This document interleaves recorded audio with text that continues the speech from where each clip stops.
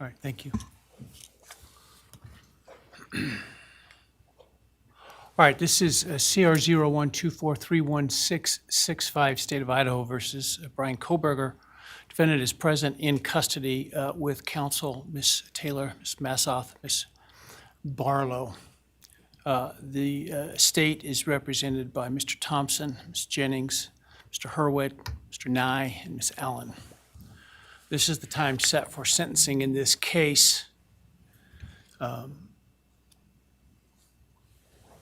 The defendant previously entered a plea of guilty to 4 counts of first-degree murder and 1 count of felony burglary.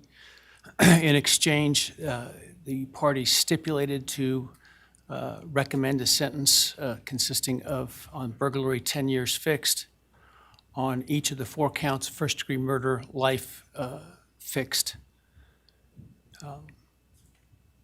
The parties waived pre-sentence investigation. To my understanding, neither party submitted a sentencing memorandum or other materials for the court.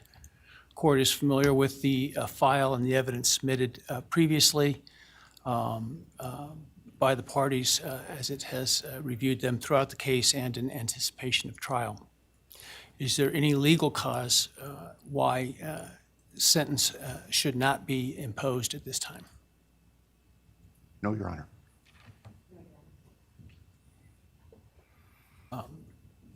Does the state, before impact statements and arguments, wish to present evidence today?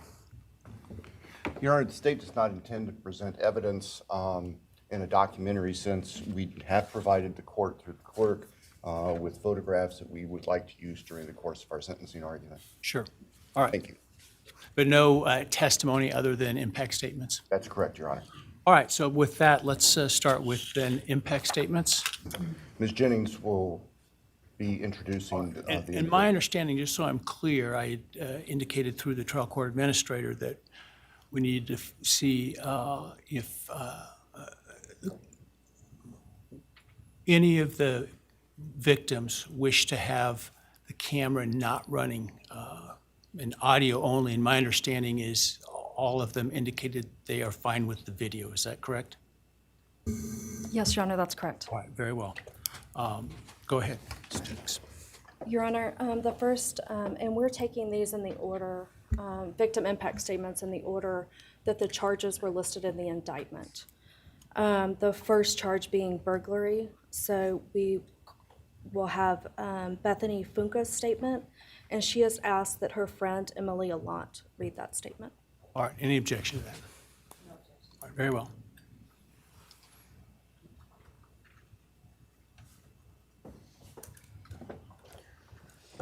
Thank you, Your Honor. I'll be speaking on behalf of Bethany, and so, yeah, here it reads. My name is Bethany Funk, and I was roommates with Maddie, Kaylee, Xana, and Ethan. I not only lost some of my best friends, but I also lost a sister. Never in a million years would I have thought that something like this would have happened to my closest friends. I thought that we were going to wake up and go upstairs, see them and tell them how they had scared us and that they were going to tease us about how we are constantly scaredy cats. And make jokes about it as we would go to Taco Bell like always. But sadly, that is not what happened and what turned out to be my worst nightmare. When I first woke up that morning, I had no idea what happened. I woke up around 7 with a terrible toothache, so I called my dad, who is a dentist, and he asked what I should do. He told me to take Advil, so I did, and I went back to sleep. I was still out of it and still didn't know what happened. If I had known, I of course would have called 911 right away.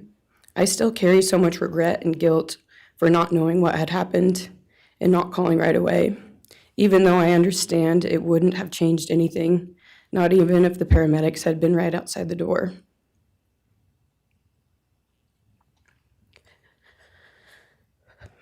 I was so frantic that morning and scared to death, not knowing what had happened. And when I made the 911 call, I couldn't even get out the words. And from then on, I don't remember a thing. It was like my brain wiped that whole memory. That was the worst day of my life. And I know it always will be.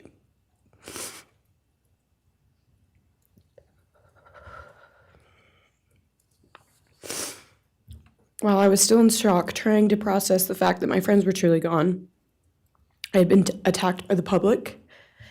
I was grieving, numb, and unsure of what had happened was even real. And at the same time, I was getting flooded with death threats and hateful messages from people who did not know me at all or know the dynamic of our friendship.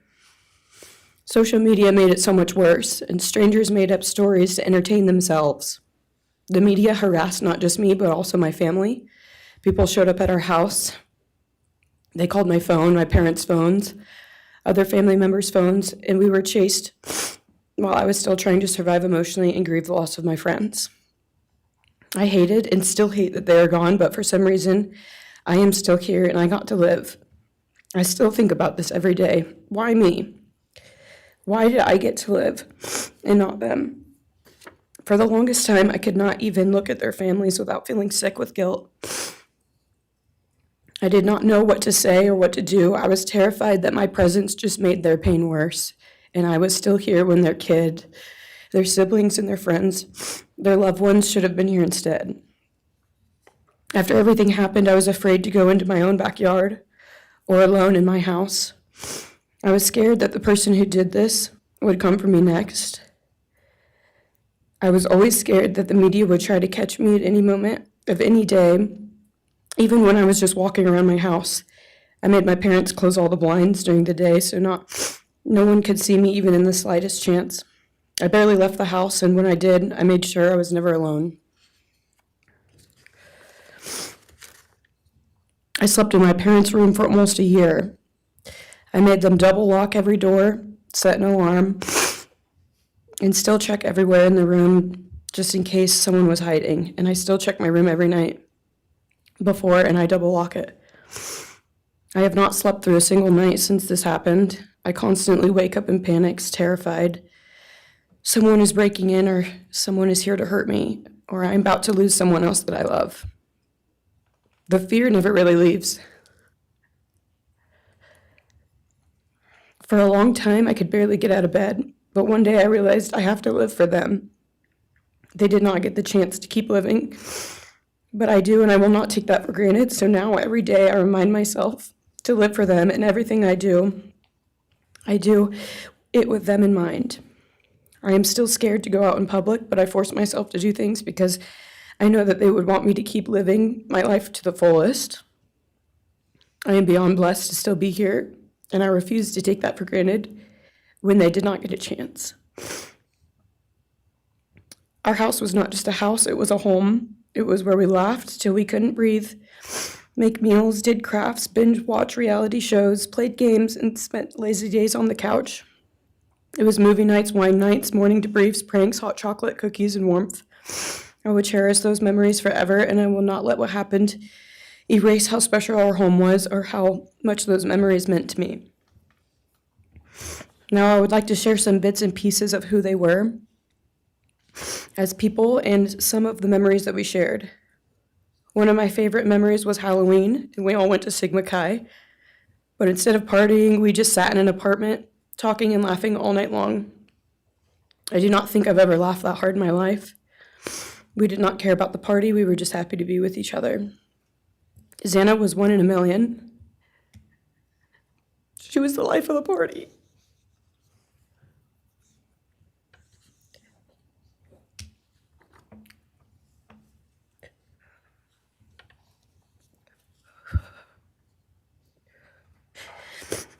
But she was also the kindest and funniest person I knew. Everyone loved her because she made everyone feel so loved. She was just someone you always wanted to be around, no matter the circumstance. One of my favorite days with Xana was when she laid on the couch, when we laid on the couch together all day watching movies and snacking. Or when she, Maddie, and I would go and get margaritas, chips, and salsa. She would also light up a room with her presence alone. Kaylee had the most beautiful, radiant smile, and she was so kind. but also one of the funniest people I've ever known. She loved playing little pranks. And she always had us laughing so hard that we could not breathe. She was so full of energy and life. I really believe that she could have ruled the world if she wanted to, and she would have been America's sweetheart. Ethan was the sweetest, most genuine guy. He was always smiling and always making other people smile too. Ethan was the kind of person you wanted around. He was so kind and easy to talk to, and just so fun. And the way he cared for Xana was truly something to admire. And really was proof that storybook love and true romances really do exist.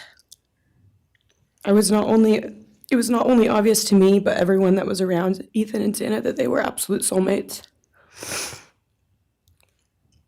Maddie was not only one of my best friends, but she was the older sister I would have always wanted. There was no one I looked up to or admired more than Maddie. She was truly a ray of sunshine, and everyone was drawn to her. She was so kind, loving, funny, fun, and passionate. She had the sweetest soul and wanted nothing but the best for everyone, and to love and show love to everyone. She took me under her wing and always made me feel so safe and included, and above all, loved and valued. She never failed to make me laugh or put a smile on my face. Still to this day, I am beyond grateful that she chose me to be her sorority little, and I thank God every day that I not only got to know her, but had her as one of my best friends. Honestly, I cannot pinpoint one favorite memory with Maddie because I have so many, and this would be a very long read if I did. But if some little memories with her that I cherish is when the two of us made a nice dinner and split some wine, or when we would binge watch Jersey Shore or Summer House. When we came up with a whole dance routine on Halloween and danced and sang all night, like no one was watching. All the late night walks home from going out, and just little shopping trips and so much more. I am beyond blessed that I had the chance to know each and every one of them. They changed my life in ways I would have never put into words. I hope that they are remembered for who they are, not what happened to them, because who they are were so beautiful, and they deserve to be remembered in the highest way. My heart breaks every time I go to text one of them or how badly I wish I could see and hang out with them. And then I remember I cannot. I will never be able to again. But I still talk to them in my prayers every single night, and I always will. I wish more than anything I could hug them one last time. And I wish I could tell them how much I love them. And even though I cannot, I still tell them every night. I will keep living for them as long as I am lucky enough to still be here. And they were all truly one of a kind, and they will be in our hearts forever and always. Thank you, and please convey to Bethany my appreciation for her courage, and I hope that she heals. Next is Dylan Mortensen. We're asking for some accommodations for Ms. Mortensen and that she be allowed to sit in my seat. Sure.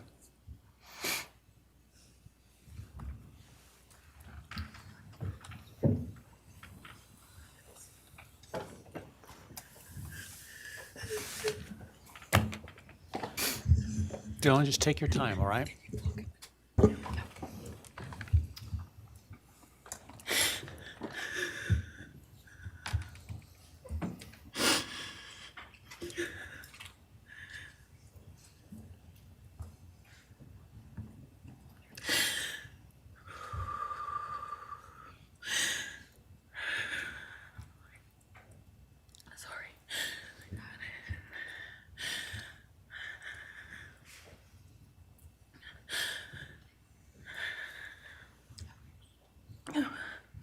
Thank you, Your Honor.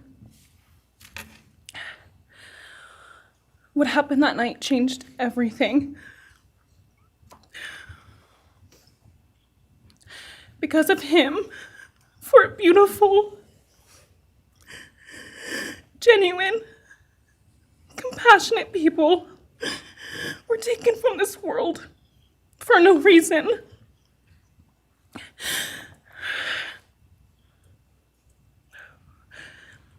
He didn't just take their lives. He took the light they carried into every room.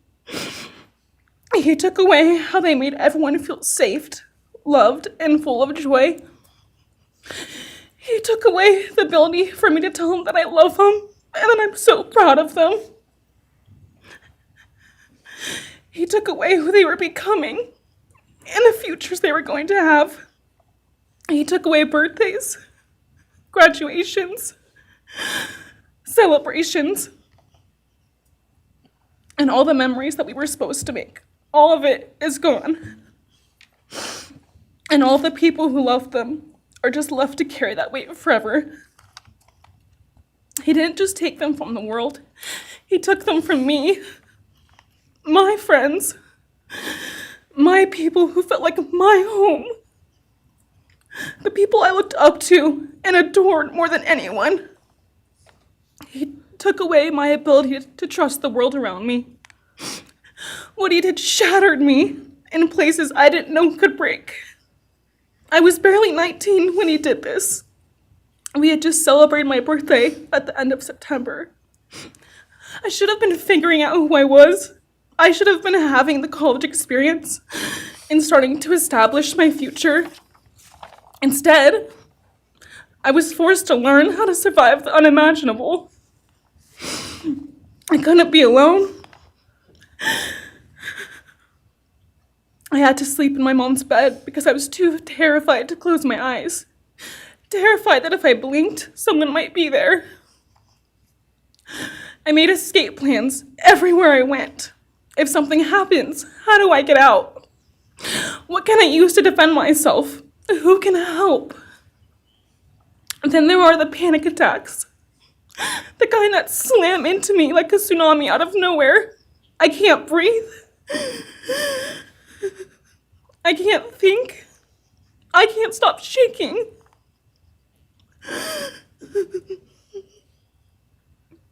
All I can do is scream because the emotional pain and the grief is too much to handle. My chest feels like it's caving in. Sometimes I drop to the floor with my heart racing, convinced something is very wrong. It's far beyond anxiety. It's my body reliving everything over and over again.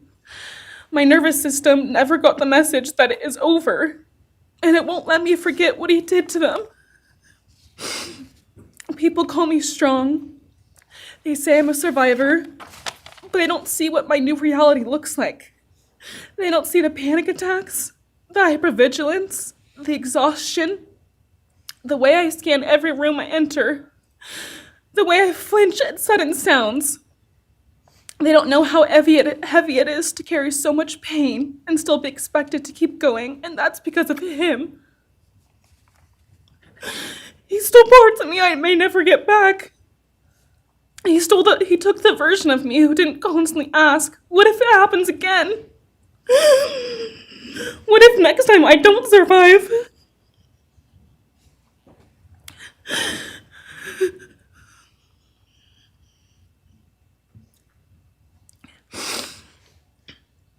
He may have shattered parts of me, but I'm still putting myself back together. Piece by piece, I'm learning how to live in this new version of life. It is not easy. It hurts, but I'm still trying. Still trying, and I'm not trying just for me. I'm trying for them, my friends. About a year ago, I had a dream about them. I got to say goodbye. I told them I won't be able to see you again, so I need to tell you goodbye. They all kept asking why, and all I could say was, I can't tell you, but I have to.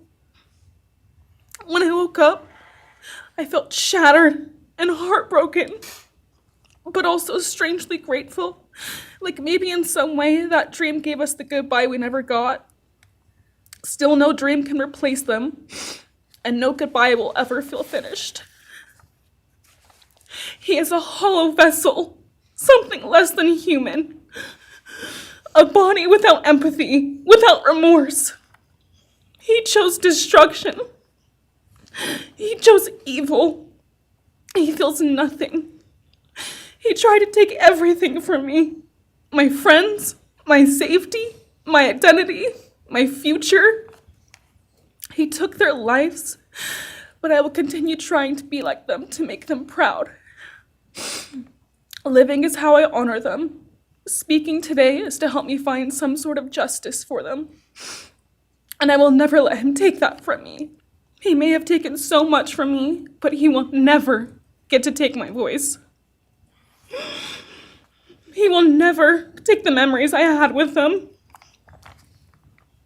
He will never erase the love we shared, the laughs we had, or the way they made me feel seen and whole. Those things are mine. They are sacred, and he will never touch them. I get to feel sadness. I get to feel rage. I get to feel joy even when it's hard. I get to feel love even when it hurts. I get to live. And while I will still live with this pain, at least I get to live my life. He will stay here, empty, forgotten, and powerless.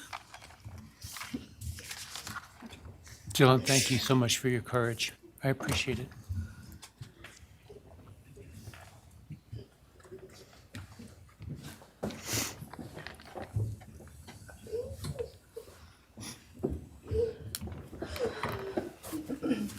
Next, we have members from the Madison Mogen family.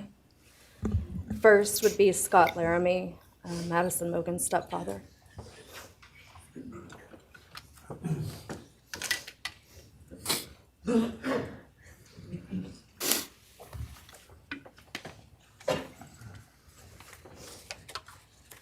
Standing by him is Karen Laramie, Madison's mother. Thank you, Your Honor. My name is Scott Laramie. I'm Maddie Mogen's stepfather and the husband of Maddie's mother, Karen Laramie. I will read this victim impact statement on behalf of Karen and myself. Maddie was our gift of life, our purpose, and our hope. Maddie quickly became Karen's joy, identity, and purpose in life. I joined Maddie's life when she was 2.5 years old. The experience transformed me into a life of joy, love, and family. Maddie was bright, beautiful, kind, empathic. She listened carefully to others and was observant, seeing and caring about the hearts and the minds of all she encountered. She loved music and music festivals. She had a wonderful sense of humor. She excelled in school. She was an easy child to raise, almost never requiring discipline, and almost always giving us parental joy. One time Karen remembers disciplining Maddie as a little girl. Maddie responded, "You broke my heart," which of course melted ours. She had a keen wit, even at that young age. As she transitioned into teenage years, she prioritized us and extended family over many of the distractions that capture teenagers. She showered us with her presence and love at family events, barbecues, picnics, birthdays, holidays, and others. She spent countless hours with her papa, her Uncle David, Aunt Nadine, and her other close family and friends.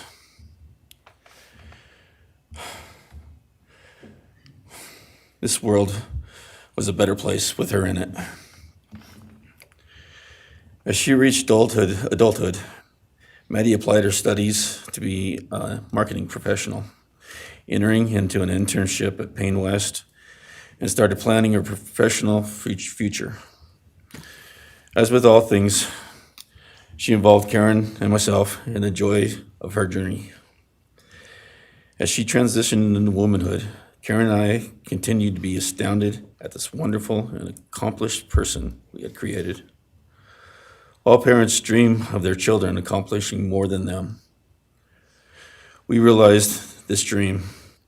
All we had not become, she was becoming. Karen and I are ordinary people, but we lived extraordinary lives because we had Maddie. Maddie was taken senselessly and brutally in a sudden act of evil. She was taken along with the young, promising, and bright lives of Kaylee, Xana, and Ethan. First, we felt disbelief. Next, we felt disorientation. Then we felt grief overcome us. Our grief is compounded even more for the Goncalves, Kernodle, and Chapin families.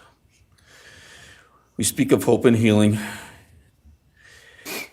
and we do have hope and some healing. But the vast emotional wound will never fully heal. Since Maddie's loss, there's emptiness in our hearts, home, and family, an endless void. After losing her mother in a car crash, Karen took years to grieve and recover. The feeling that her life with Maddie and Abe was perfect helped her to start to heal. Now, this is no longer perfect. After Maddie's loss, Karen felt like she was spinning out, emotionally collapsing into anxiety and depression.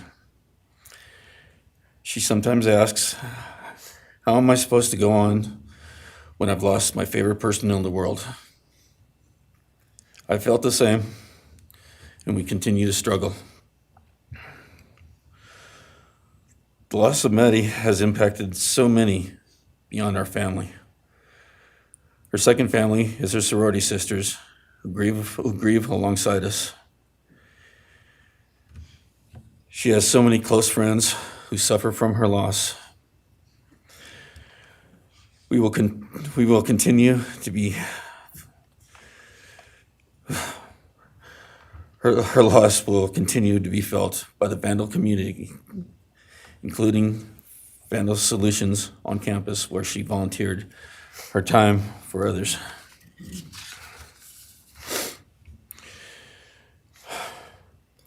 It helps us to know Maddie is in heaven now, freed from the trials of this earth.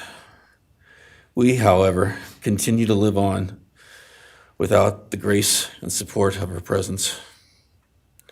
We will grow old without our only child, our bright, beautiful friend and daughter. In the end, there are no words that can accurately capture the devastation of losing Maddie. We will endure, and we will go on. For Maddie, we will not let our grief consume us. For Maddie, we will continue to love and care for our family and friends, including the families of Kaylee, Xana, and Ethan. We will remain united with them. We can only hope that others out there suffering similar losses can look to us and see that we can overcome hatred, darkness, and evil. We know the law allows us to comment on the defendant and his sentence. As for his sentence, we support the plea agreement. Society needs to be protected against this evil. As for the defendant, we will not waste words, nor will we fall into hatred and bitterness. Evil has many faces, and we now know this, but evil does not deserve our time and attention. We are done being victims. We are taking back our lives. We will turn our time, talents, and attention to hope, healing, and helping others, and to the future. We invite all those who have suffered with us on this to join us in our journey. We can make this world a better place. We can move on from tragedy. Adversity will visit us, evil will visit us, but we will overcome. We can and will endure. Karen and I express our gratitude to Your Honor and to the prosecution team for allowing us the opportunity to make this statement. Thank you. Thank you so much for your courage, and I am so sorry for your loss. God bless. Your Honor.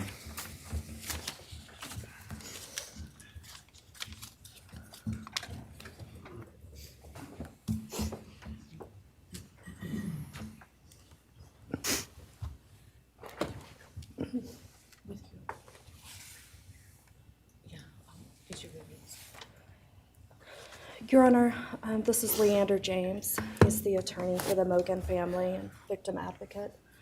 He'll be reading a statement for Karen Laramie. May it please the court, counsel. My name is Leander James. I am the pro bono counsel for Karen and Scott Laramie. Karen has asked me to read this statement into the record. I thank my husband, Scott, for his statement, his courage, and his unending love and support during this dark time. While words are inadequate to capture the impact of this horrific crime on our family, he expressed it as best anyone could. For Maddie's sake, I will add my supplement statement that incorporates additional impact in the context of my extended family. I am grateful to Maddie's great uncle, Brian Caulfield, for assisting me with the difficult task of putting our pain into words. For me and my extended family, Maddie was our hope and our light. Her beauty, both outside and in, shone its light upon everyone with whom she came in contact. Her beauty, she carried that hope and light into the future for our entire family. We have memories of our Maddie and grief and pain at her being taken from our presence. Any one of us would have given our own light to have been outshone by hers. We now look to our Creator to know that her light continues where we look to see her in His presence. Those who commit evil for their own twisted gains and purposes truly defile the efforts and sacrifices of mothers, fathers, families, teachers, clergy, public servants, service members, and all those who commit themselves to the greater good, freedoms, and the future light of our nation. Condemnation falls heavily upon those who squandered the lives of our future hopes and dreams. Some may offer forgiveness for what the defendant has done. However, we cannot at this time, or perhaps ever, nor will we ask for mercy for what he has done. His acts are too heinous, the agony and grief he has caused too great. But we will waste no further words or thoughts on him. For Maddie's sake, we will move on. We will do our best to carry Maddie's light into this world and make it a better place. I thank the court and the prosecution for allowing me the opportunity to make my statement, and I thank all those who have and will support my family and the families of Kaylee, Xana, and Ethan. Thank you. Thank you. Thank you, Mrs. Laramie. Appreciate it.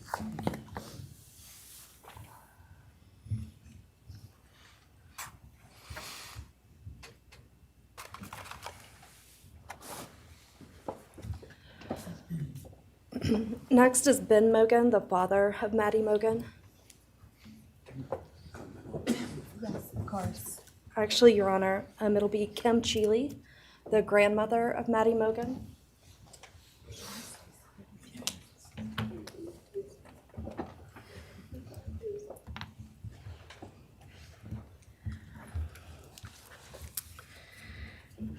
My name is Kim Cheeley. I was Maddie Mogen's paternal grandmother, as Ben Mogen, her father, is my son.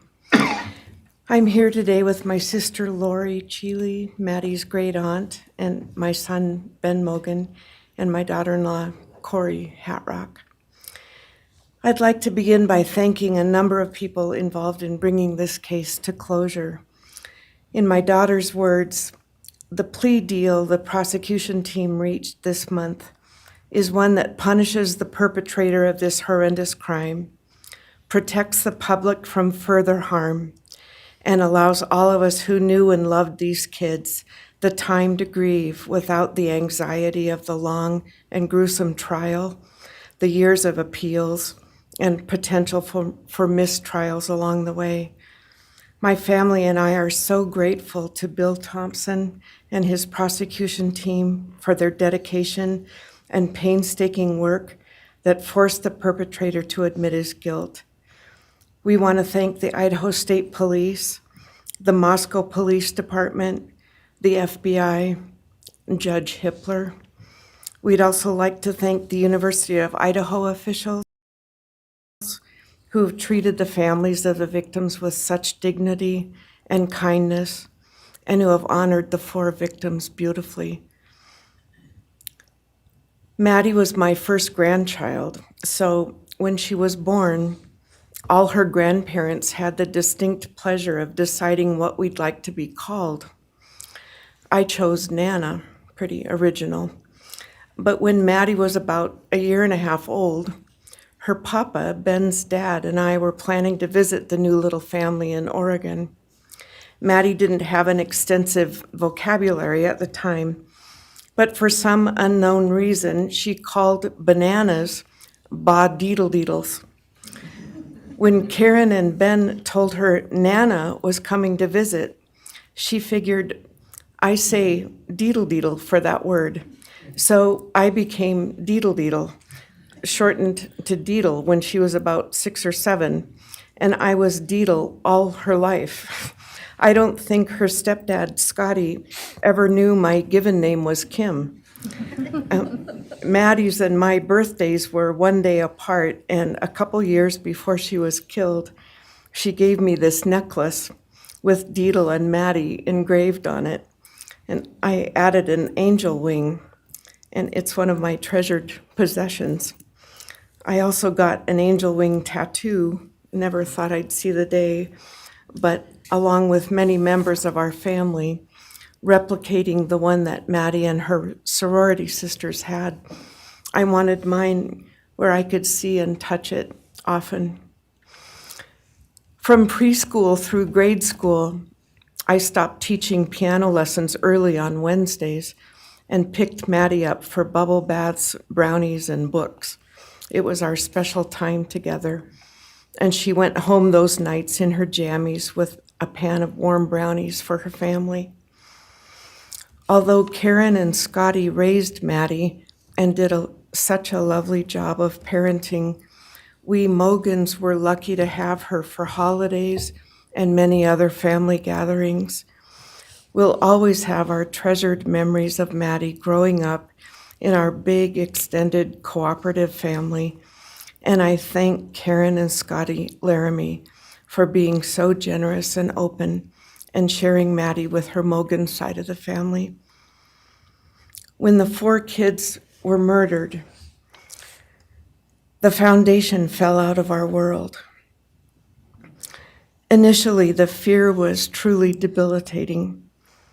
The first 6 weeks were excruciating. Despite the vigils, memorials, candlelight gatherings of students, friends, family, community members.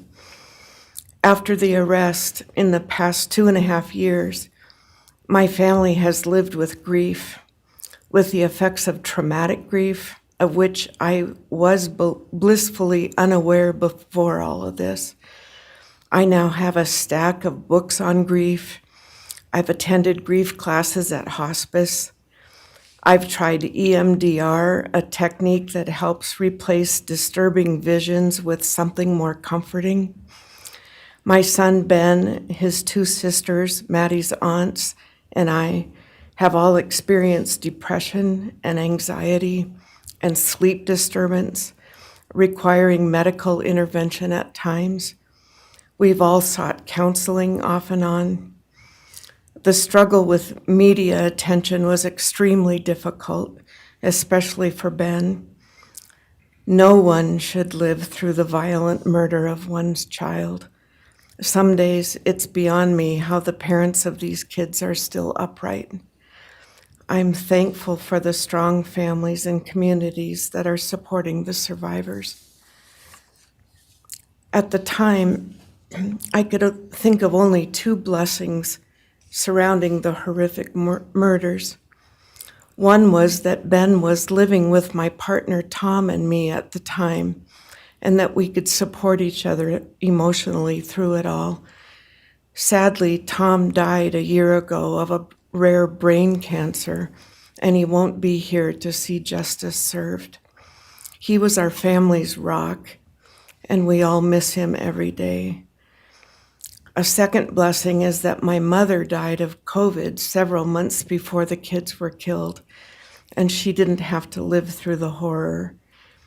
It was difficult to identify blessings. So we've all lost our dear child and a future with her.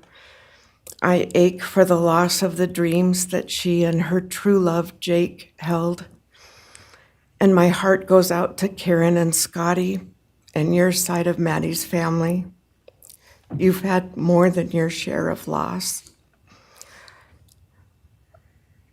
My heart aches for the kids' roommates and the families of the other victims, and also the family of the perpetrator.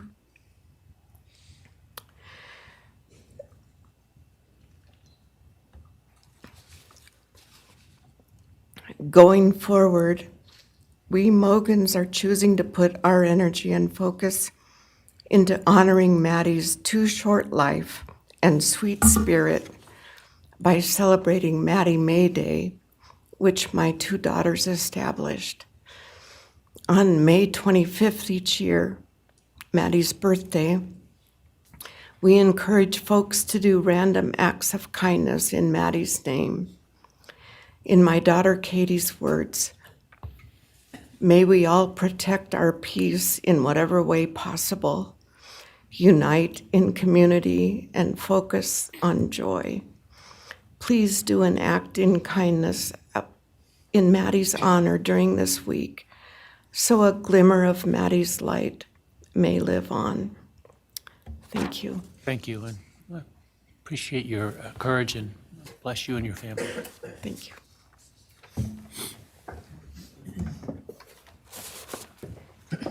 Now is Ben Mogen, Maddie Mogen's father.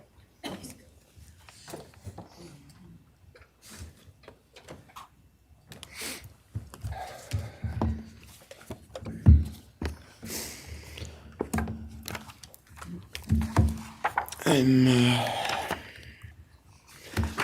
Benjamin Mogen. I'm Maddie's dad. And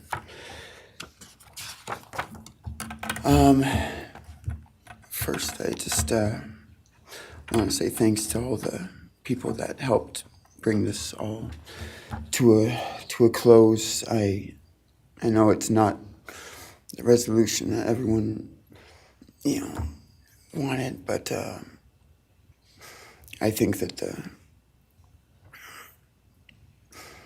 that everyone worked so hard, and we really appreciate all their efforts. It was such a hard thing to go through for everybody.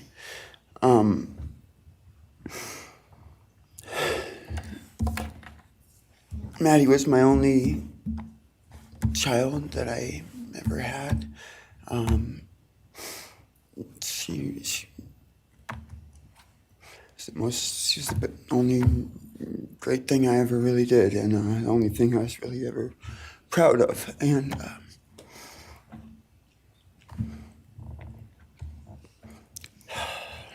I thought we would have the rest of our lives together to be together and to know each other, and I took for granted the times, she was in college, and I thought, oh, well, we'll have the rest of our lives to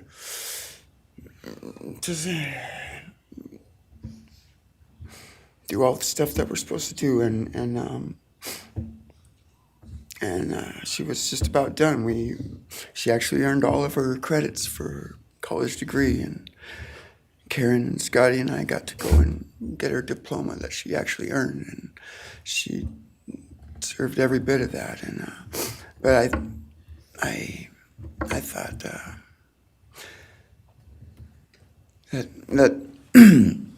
that was going to be just the beginning of a long life together, and we never got that. Karen and Scotty did such a great job raising her after Karen and I split up, and I'm so thankful for Scotty and the role that he played in her life when I wasn't able to. But we got to spend a lot of great times together, Maddie and I. She was my favorite person to go to a concert with. We got to see some fun shows together, and I told her, if there's ever a show that you want to go to, you let me know, and I'll get you tickets for you and your friend, or if we want to go together, we'll make it happen. And my favorite memory with her was when the Mac Miller show sold out here in Spokane, and everyone wanted tickets, no one could get them, and on the last day before the show, they did a radio thing, and I got 4 meet and greet tickets for Maddie and her friends and me to go and see the show, and that was her favorite artist at the time, was Mac Miller, and he's gone now too, and my little cousin Zach drove us all there that night, and he's gone too, tragically, and anyway, the last thing that she ever wrote to me was this Father's Day card, and I'm so glad I still have it. I'm just going to read what she said. It says, "Happy Father's Day. I hope you have the best day. I can't wait till we can hang out again soon. I'll be in Coeur d'Alene, 624 to 74. Hopefully we can find a time then. I loved your birthday card that you sent me, by the way. Maybe we can see a concert sometime soon. I'd love to see the gorge when it's not so smoky out. I hope you're doing well. I'm proud of how far you've come. Thank you for always encouraging me to do my best. Love you lots and lots. Love, Maddie May." She did encourage me to not just to do my best, but to live on. I went through a lot of issues with addiction and with substance abuse, and when I wasn't wanting to live anymore, she was what would keep me from just not caring anymore, and knowing that she was out there and that she was just such a beautiful person kept me alive a lot of rough moments, and I'm so glad that she was able to meet Jake. He was the only one that I actually ever got to take her to the gorge. They went and saw Watershed together, and yeah, they had a heck of a time. I'm so glad she got to. That's a really special place for me, and she always wanted to work out there with me in the summer sometime. And she never got to, but at least she got to see it once with Jake. He was such a great guy. He is such a great guy. And I really wanted to see what a future with them would have looked like. I'll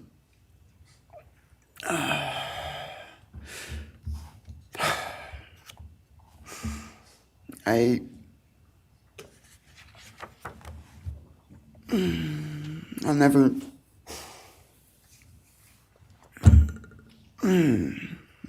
be able to replace her. I wrote a bunch of stuff. I just don't know what to say right now. I just miss her so much, and I just love her more than anything. And it shouldn't have happened. And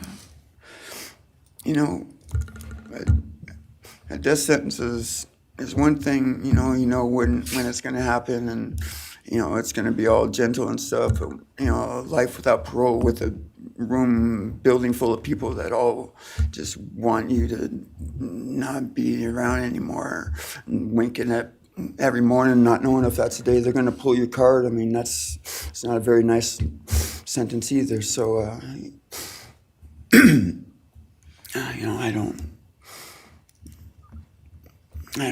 I just love you, Maddie, and I wish you were still here. Thank you so much.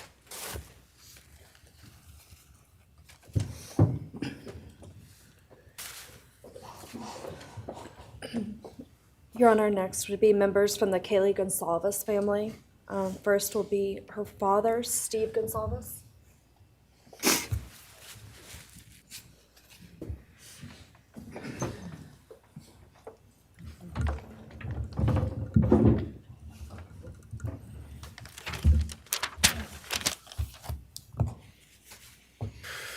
Today, we are here to finish what you started.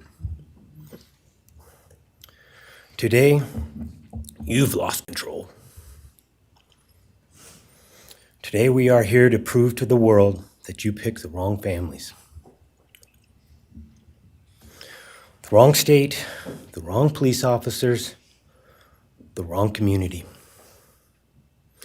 You tried to break our community apart. You tried to plant fear. You tried to divide us. You failed.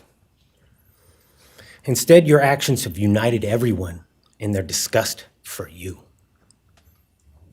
I just learned from these lead investigators, to their shock, they worked in an investigation and actually worked with Pennsylvania police officers and the federal FBI.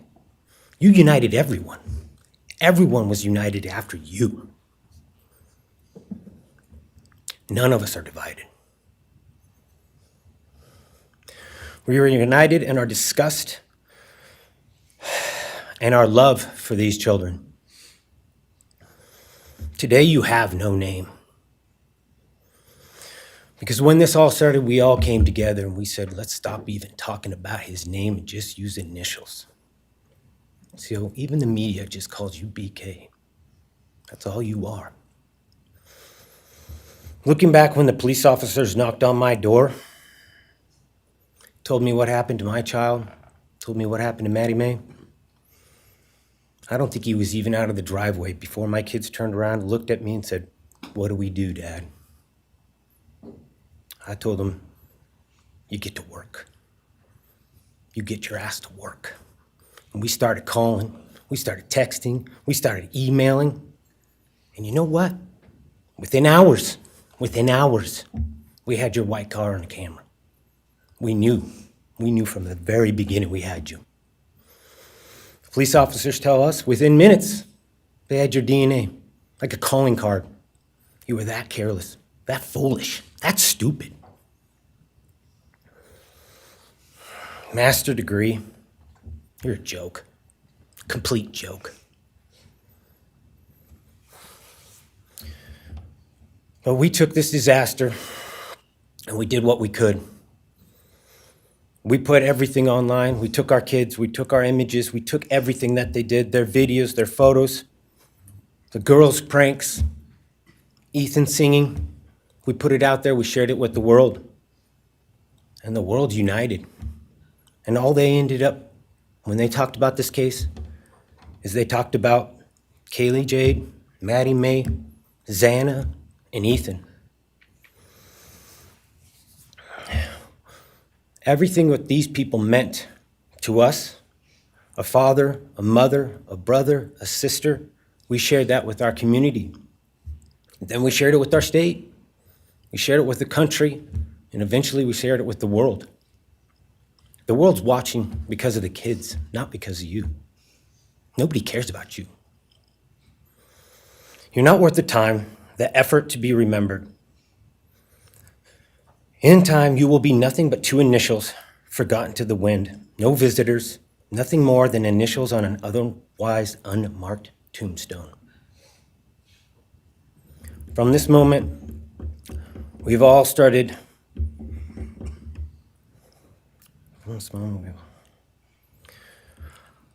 From this moment, we will forget you.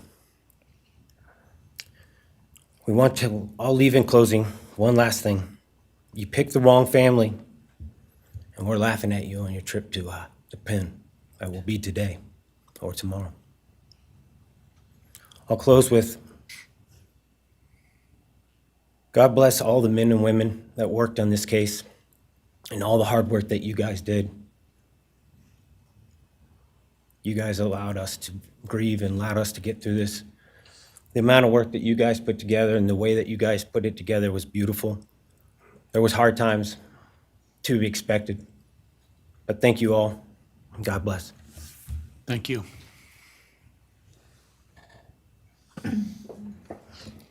Your Honor, next is Stephen Goncalves, Kaylee's brother.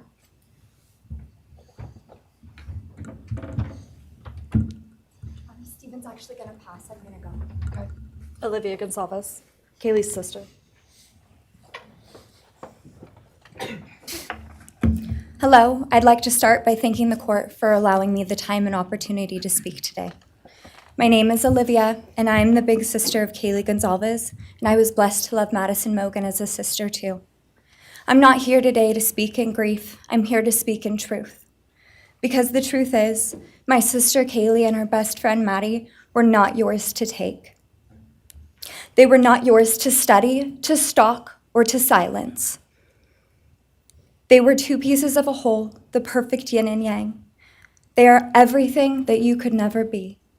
Loved, accepted, vibrant, accomplished, brave, and powerful.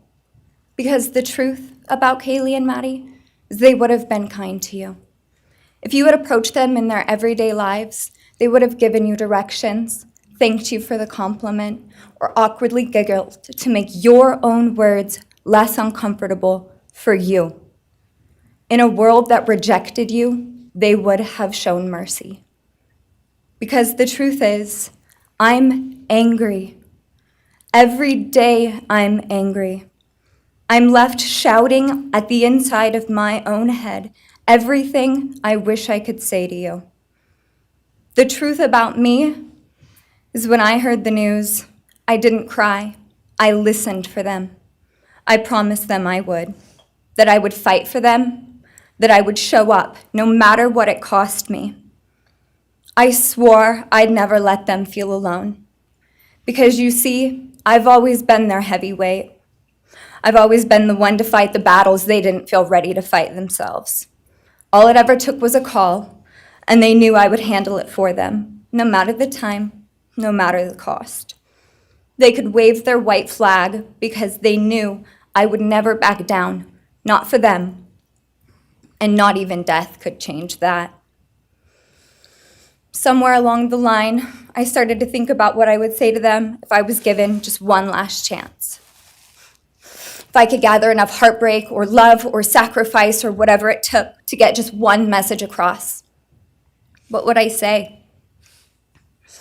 Throughout this entire process, I've written my feelings down at every moment, my wishes, my love, my denial, my anger. And as one final act of love, I'd planned to read these thoughts, even jarring and discombobulating and not even making sense. Because for me, that was true love. As bare and as naked as it could be, not laced in pretty words or dressed for the occasion, but written through bleary eyes at 2 a.m. with clenched fists, angry at this reality. My true final act of love was to continue on without them, for them. That dream to read aloud my love to them, to bring meaning through pain, was the latest blow in realizing you don't deserve it. And Kaylee and Maddie don't need it. Kaylee and Maddie have always known my love, and they would never ask me to prove it by further victimizing myself to a defendant who has shown no guilt, no remorse, no apprehension. They would say to me, "Why would you give the satisfaction of showing vulnerability now? You promised you would never back down." And for that clarity, I'm thankful. I won't stand here and give you what you want. I won't offer you tears. I won't offer you trembling. Disappointments like you thrive on pain, on fear, and on the illusion of power. And I won't feed your beast.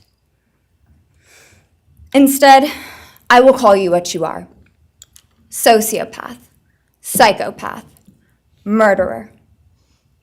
I will ask the questions that reverberate violently in my own head, so loudly that I can't think straight most any day. Some of these might be familiar, so sit up straight when I talk to you. How was your life right before you murdered my sisters? Did you prepare for the crime before leaving your apartment? Please detail what you were thinking and feeling at this time.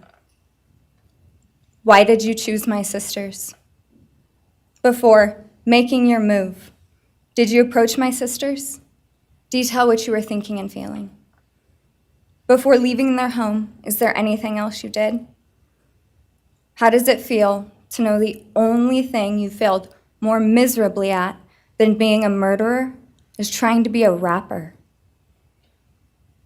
Did you recently start shaving or manually pulling out your eyebrows?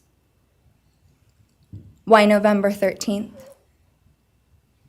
Did you truly think your Amazon purchase was untraceable because you used a gift card? How do you find it enjoyable to stargaze with such a severe case of visual snow? Where is the murder weapon, the clothes you wore that night? What did you bring into the house with you? What was the second weapon you used on Kaylee? What were Kaylee's last words? Please describe in detail the level of anxiety you must have felt when you heard the Bearcat pull up to your family home on December 30th, 2022. Which do you regret more? Returning to the crime scene 5 hours later, or never, ever going back to Moscow, not even once, after stalking them there for months? If you were really smart, do you think you'd be here right now?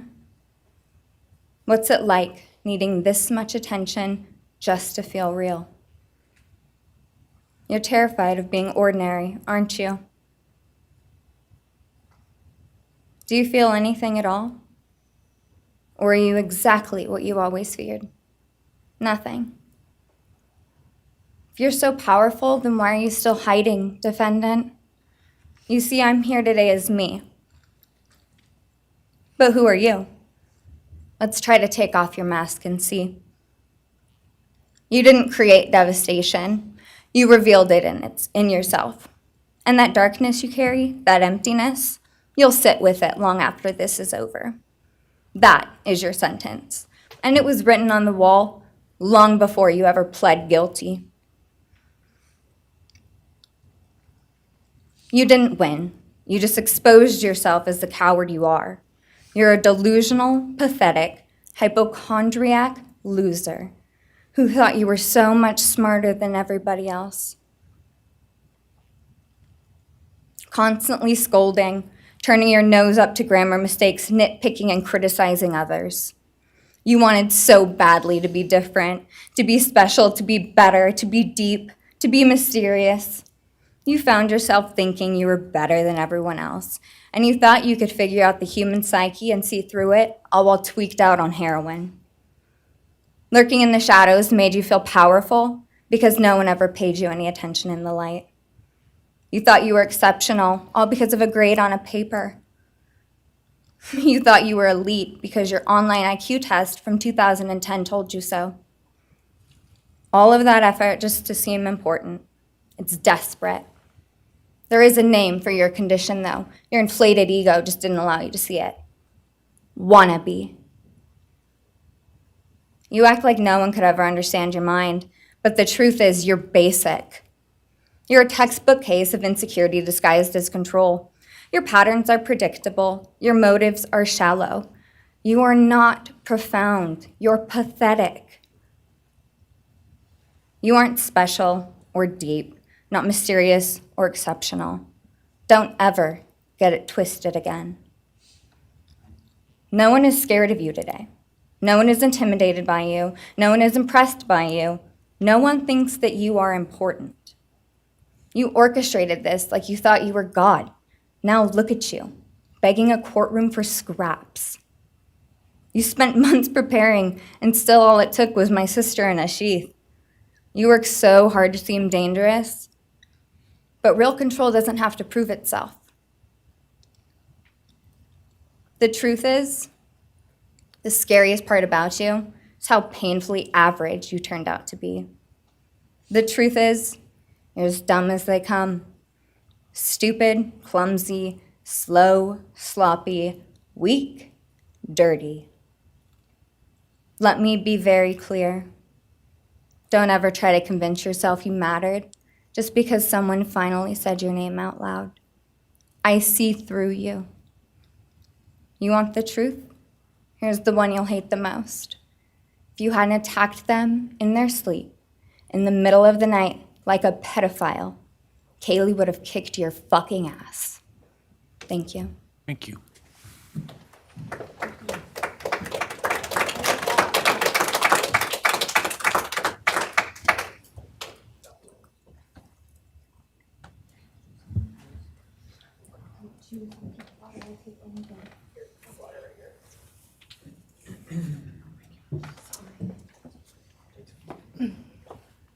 Next is Christy Goncalves, Kaylee Goncalves' mother.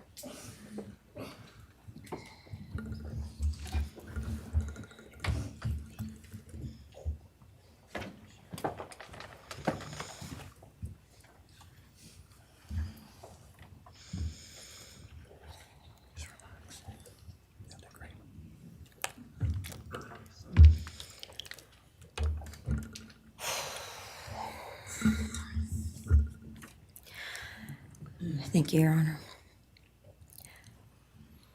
I never imagined having to speak to someone so devoid of humanity. For a long time, I didn't think I'd find the words low enough to meet you where you are. But now I realize this isn't about you. It's about what you've done to me, and I need you to hear it. When you murdered my daughter, Kaylee Jade Goncalves, you didn't just take her life, you shattered others. You attacked what you could never be, and in doing so, you left a trail of devastation far beyond that house. You stole my peace. You've altered my every waking moment, every sleepless night, the way I view the world, people, safety, trust. It's all been changed by your cruelty. I no longer recognize parts of myself. Joy is harder to find. Laughter feels foreign. The world moves forward, but I'm suspended in a place of sorrow and rage. You've taken from me something that can never be restored. The grief sits with me every day, some days quietly, and other days so loud it drowns out everything else. The emotional toll you've inflicted on me is immeasurable.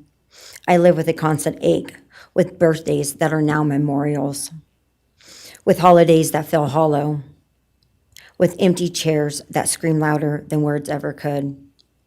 I am forever changed. But for you, as a person working on a PhD in criminal justice, you really didn't think this one through. You're not that good. In fact, you're not that good at anything. You couldn't secure a job. You couldn't get along with others. You couldn't even get a female to look in your direction. All because you are pathetic. Now you're a joke in this courtroom. I wish I could crown you with a jester hat to complete your orange jumpsuit clown look. A dead killer doesn't kill again. So while I'm disappointed the firing squad won't get to take their shots at you, I'm confident that the men in prison will have their way with you in more ways than one. You will finally get what you wanted, physical touch. Just probably not how you were expecting it. See, you haven't beat the system. You've simply entered a new one, where the rules are cruel and the consequences will never end.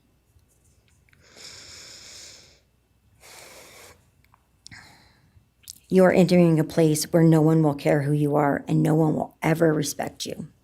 You will be forgotten, discarded, used, and erased. You will always be remembered as a loser, an absolute failure. And when those prison doors slam shut behind you, I hope that sound echoes in your heart for the rest of your meaningless days. I hope it reminds you of what we all already know. You're nothing. May you continue to live your life in misery. You are officially the property of the state of Idaho, where your fellow inmates are anxiously awaiting your arrival. But it's okay, because they're there to help you. Hell will be waiting. Quick message from our youngest daughter. Aubrey wanted to say, you may have received A's in high school and college, but you're going to be getting big D's in prison. Thank you.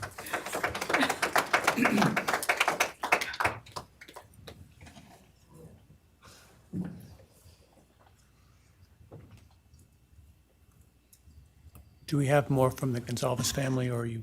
Yes. Next would be Shannon Gray, the Goncalves family attorney. He'll be reading statements from Kaylee Goncalves' grandmothers. Well, Morning, Your Honor. Shannon Gray, the attorney for the Goncalves family. I actually have 3 statements, one from her aunt and 2 from her grandparents.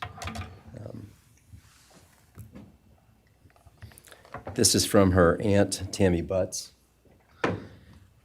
You, in the cloak of darkness, made a decision to turn our whole family's world upside down forever. You, in the cloak of darkness, took our Kaylee J. Goncalves away from us all without hesitation. Never have you shown any remorse or regret. We just get creepy, non-expressive stares as you have your team of women defend you. Kaylee was a strong, kind, fun-loving, caring person, and she will greatly be missed by all her family and friends for the rest of our lives. She had goals in life that you took from her and us. We lose on watching her enjoying her life, working hard and building the future she wanted. She was ready to start that after college life. You, in the cloak of darkness, took it all away. You left us without her future wedding, her future children that she would have added to our family.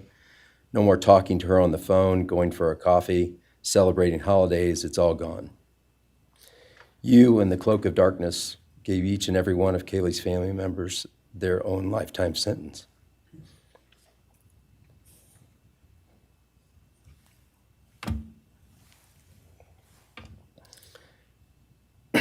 You, in the cloak of darkness, also took our Maddie Mae from all of us. She was so genuine, caring, polite. She was part of our family. You came in, harmed our children that were younger women than you in their own beds. You're nothing, you're a coward. It's not right that you have received life. I pray that you meet your end in the cloak of darkness, burn in hell. I have 2 other statements, Your Honor.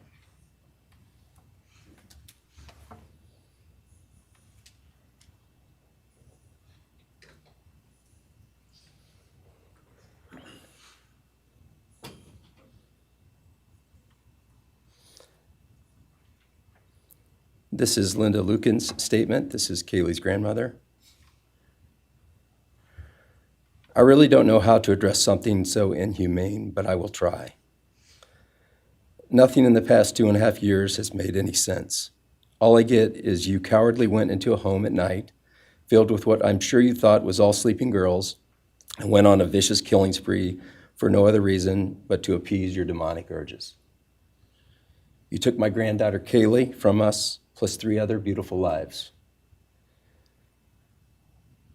You took my granddaughter Kaylee, beautiful, sweet-souled, doll-faced Kaylee, who was getting ready to start her amazing life, who had such a bright future, who was loved by so many, who you were so envious of.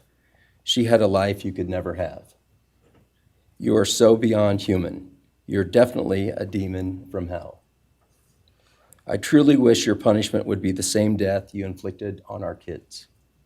But I think you will meet some new friends in prison who will be there just to help you. Thumbs up.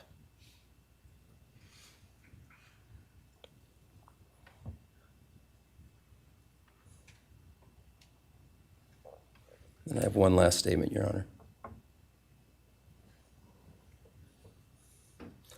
This is from Cheryl Goncalves, Kaylee's other grandmother. John 1:5 says, "Light shines in the darkness, and the darkness overcomes it not." Somewhere in your life, some jealousy, envy, ego, something went dark. It pushed out all light until you became dark and evil. And when you saw my granddaughter and her friends, their light, because they have such a light, you couldn't stand it. Because the darkness in you could not stand the light in them. And so you decided to destroy it. Cowardly, you walked into their rooms in the dark and took their lives, hoping to get rid of your darkness. But you didn't. You failed. Because you know what was once a light shown only to their friends, families, and loved ones is now all over the world. Everyone sees it.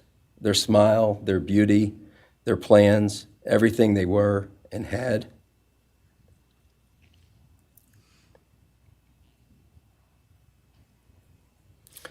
And you think you put a close to it, even that, but you didn't.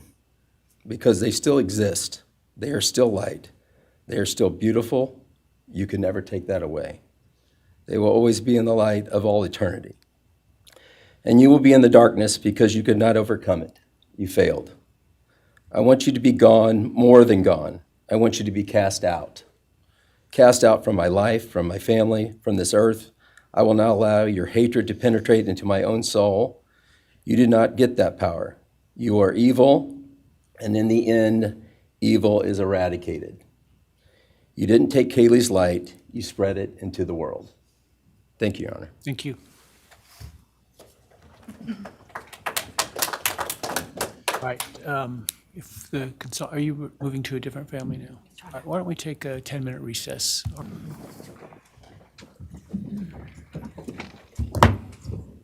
right, Ms. Jennings. Thank you, Your Honor. The next family is the family of Xana Kernodle. And first would be Jasmine Kernodle, Xana's sister.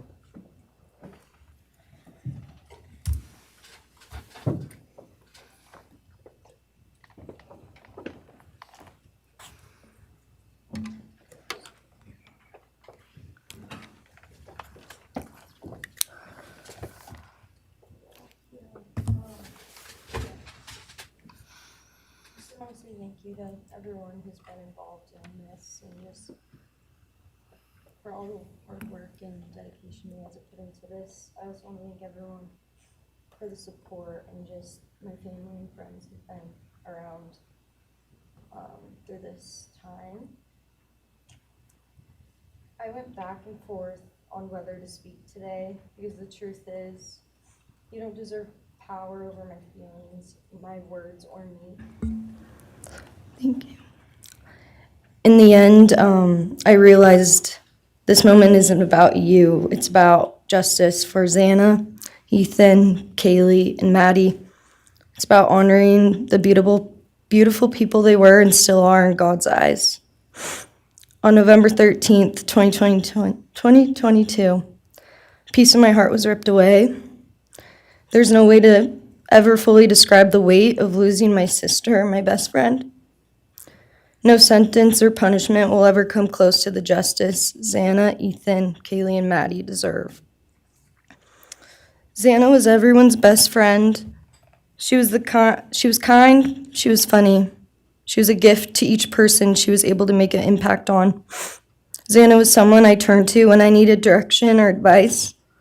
Although I am her older sister, I often found myself looking up to her. She had a radiant energy that everyone loved, and she always knew the right way to approach a problem.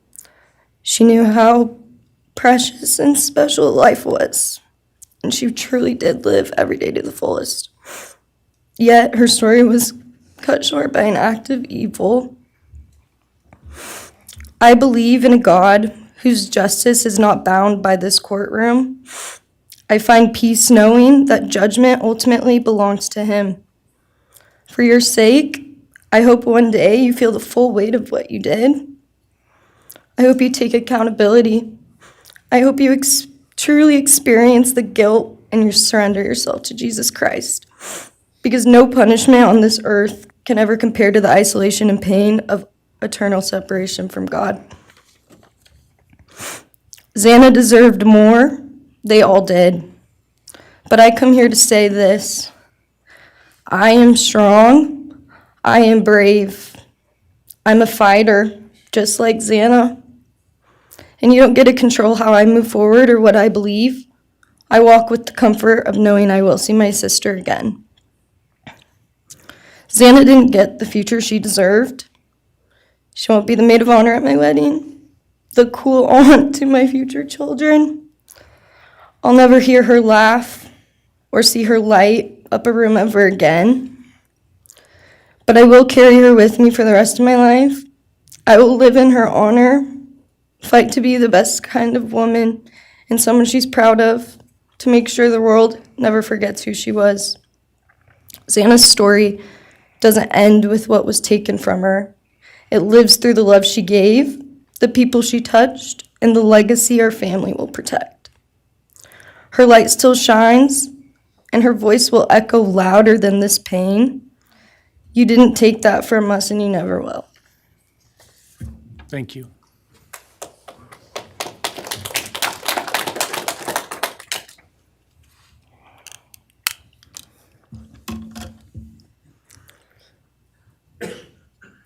I just want to say before I start, I'm Xana's dad, Jeff Kernodle.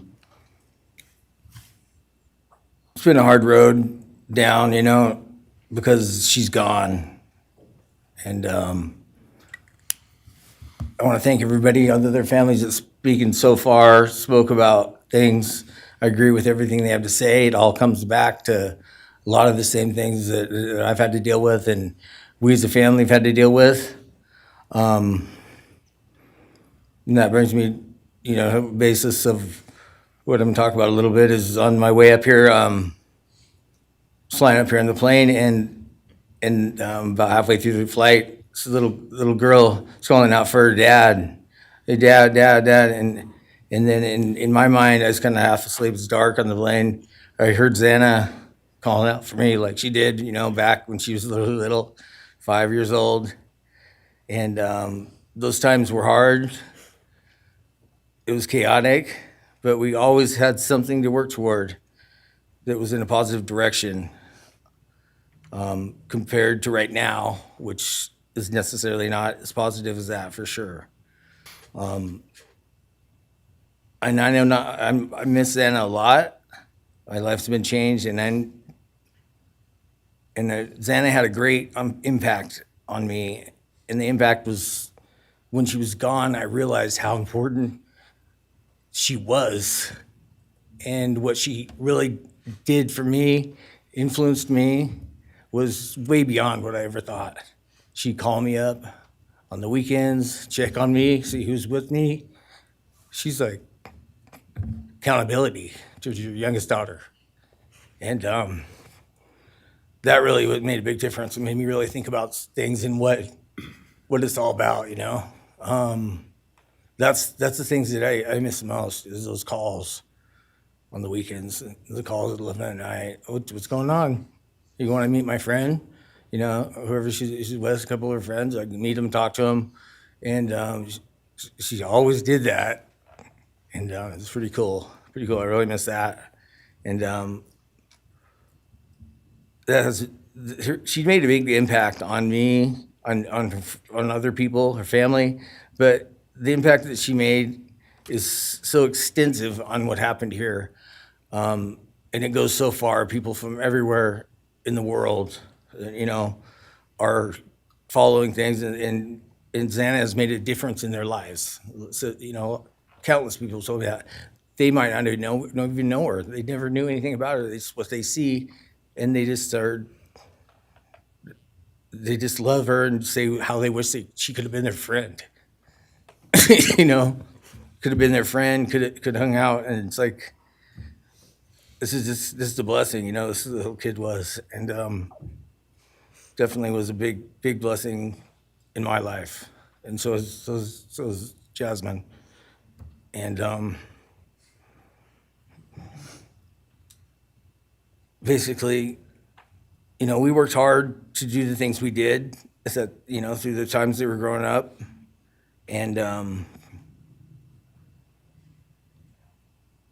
through those times, I realized that I wanted both of them to graduate college, and that'd be the ultimate thing for them to do to prepare for the world.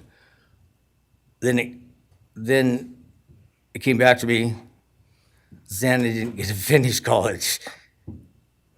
He had it all figured out. And this all just came back to me when I was there and that little girl was on the plane doing that. It's like where I was going, what I was going here for. And then I just realized and thought to myself about the wonderful life that she had and we had together. And I still get to have with Jasmine, but that's the part that really counted. It's the part that really counted is those memories. And those are what I have left, the memories with her and the ones I can make with her and the life that I can go on with now, which is what she wants.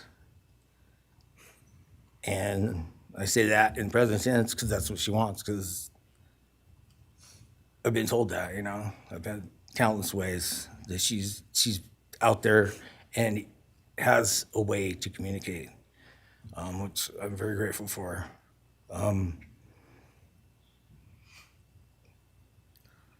That goes to say that the impact of what happened to them, all 4 kids, goes so much further than just not me, the parents, the families, the community. It goes so far because a lot of kids, in the colleges, just for an example, they locked their doors now. The door wasn't locked in the back. At Penn State or wherever it was, all the colleges I know that I've heard, they all lock their doors now. So maybe the impact that it's gonna make is gonna help out and maybe protect some people. Having this outreach and having the influence of what happened to these kids did, All I know is I was 7 miles away when it happened, and she wasn't feeling that good. It was 11:30, and I almost went over to Susanna's to say, and I would have been sitting right there on that couch, and you had to deal with me. So they would have had a chance, and I regret that, and I regret not going. But the reason why I didn't is because Xana said, "Don't be drinking and driving. You got the rental car. Don't be drinking and driving." The week before that, so she was she would have been mad at me to do that. But I really wish I would have drunk and drove, because they would have had a chance, all 4 of them. At this point, I just have to go on. We're gonna go on with everything and make things better in my life, because that's what it's all about.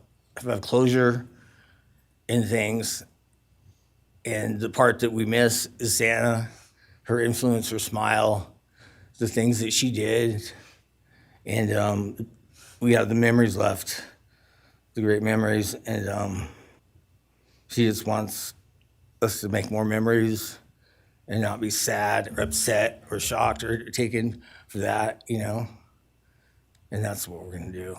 We just have to. That's all I got. Thank you for your words and your courage, and bless your family.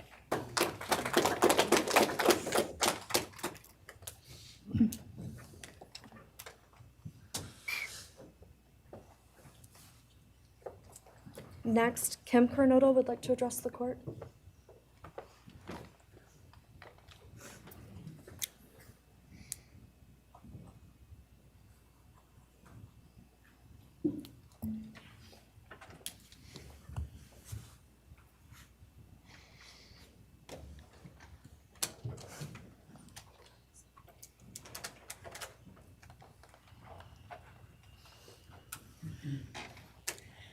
Thank you, Your Honor. My name is Kim Kernodle. I am Xana's aunt. I was very blessed to have her in my life, in our family. And I thought I had everything in my head, what I wanted to say, but it kind of went out. And I'm always looking for the positive thing, because evil, hate can destroy people. And that's what it started doing with our family. It created anger with our family members. And then I had to look, because Xana was everything that the media, her friends said. She was that fun, loving, high-spirited, beautiful person. And I no longer get to get my nails done with her, have lunch with her.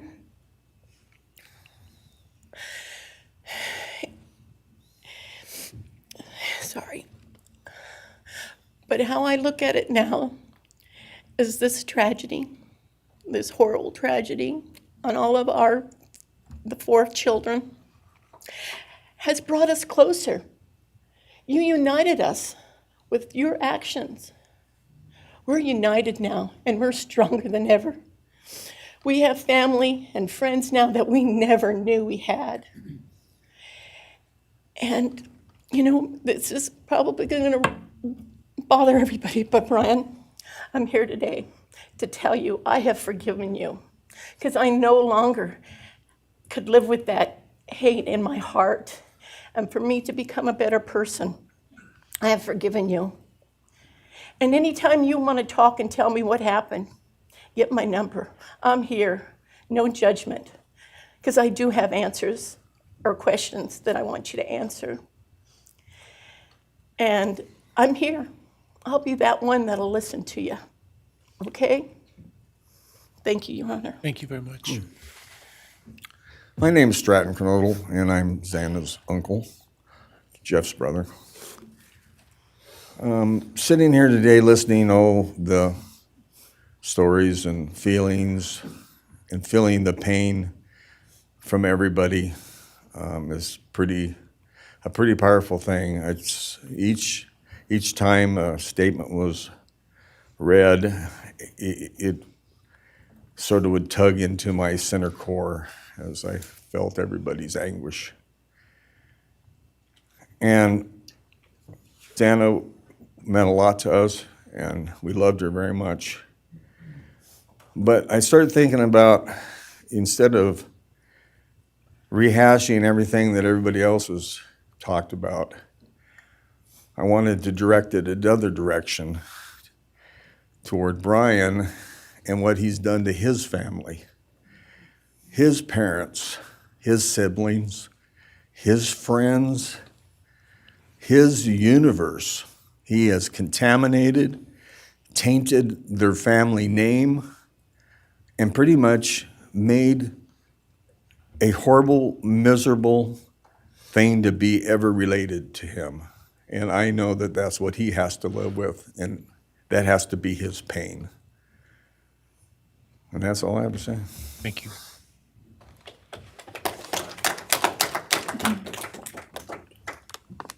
Next, Your Honor, I believe Randy Davis, stepfather to Xana Kernodle, would like to address the court.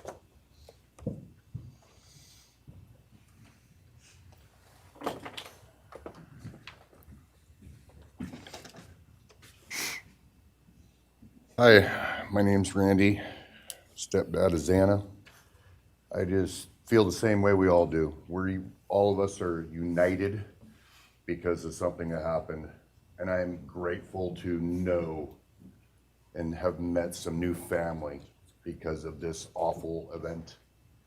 But this is probably the last time we're all gonna be in the same room together, let's be real. So I can say, I love you all, and I feel your pain. And just God bless us all, you know? Just get through it. I had stuff wrote up. It was probably best I didn't read it out. Probably get kicked out of here, so. You know, I'll share one thing to you guys, not to you, with Xana. So I was working in North Dakota and came home, and Jazzy and Xana had taken our son Elijah and put him in a dress makeup, and it was awful, you know. I was like, I don't know. She was funny. I told her she'd be in the movies and be somebody great one day like that. And now she is just above us as an angel with all the other beautiful kids. So let's hold that to our hearts, because this evil thing is not going to take nothing from us. You, man, I don't know what my limits are here, but I'm really struggling, dude. I am struggling. So I want to just be out in the woods with you just so I can teach you about loss and pain.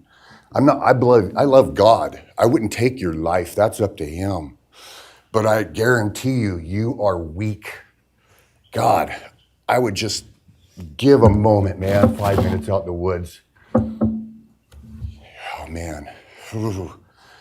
You're going to go to hell. I know people believe in other stuff. You're evil. There's no place for you in heaven. You took our children. You are going to suffer, man. I'm shaking because I want to reach out to you, but I hope you feel my energy, okay? Go to hell.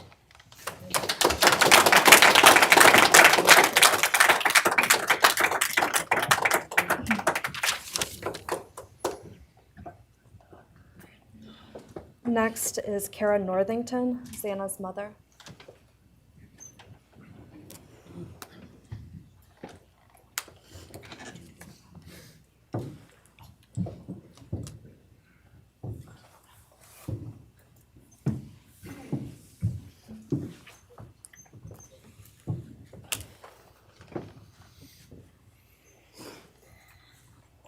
I'm Kara Northington. I am Xana Kernodle's mother. This letter is to you, really, but it is for my daughter, who was murdered by you. Today I stand before you, the man who is responsible for murdering my beautiful daughter, Xana Kernodle. My daughter was beautiful both inside and out. She possessed love for those around her and had a light so bright it will live on forever in our hearts. She brought joy and laughter to her friends, her family, and anyone in her presence. Our Lord and Savior, Jesus Christ, now has her in his loving arms in heaven, where she can never be harmed ever again for eternity. Because of her, I came to know my Lord and Savior, Jesus Christ. Because of her, many will come to Christ. It is Christ who lives in me that has given me the strength to forgive you. It was of no power of my own. In return, the Lord has filled me with joy, hope, and peace that surpasses all understanding. Jesus has allowed me to forgive you for murdering my daughter without you even being sorry or asking for this. This is only possible because he who lives in me is greater than any evil in this world. For God hath not given us the spirit of fear, but of power and of love and of a sound mind. I do not fear you or even let you rent space in my head anymore. This forgiveness has released me from any and all evil you have inflicted on me and my family. It has allowed me to let our Lord deal with you. You have accepted a deal that will prevent you from receiving the death penalty. Nothing man can do to you can ever compare to the wrath of God. Inevitably, you will stand before our Lord and will have to answer to him over the sins you have committed in murdering our children. I pray you come to the end of yourself before that day. Whether you like it or not, heaven is for real and so is hell. The innocent life of Xana that you stole from myself and my family and the destruction it has caused. I am washing my hands of you and turning you over to my Lord and Savior Jesus Christ, whom vengeance belongs to. In closing, I want to read a passage from the Bible, Ephesians 6, King James Version. Finally, my brethren, be strong in the Lord and then in the power of his might. Put on the whole armor of God, that ye may be able to withstand the wiles of the devil. For we wrestle not against flesh and blood.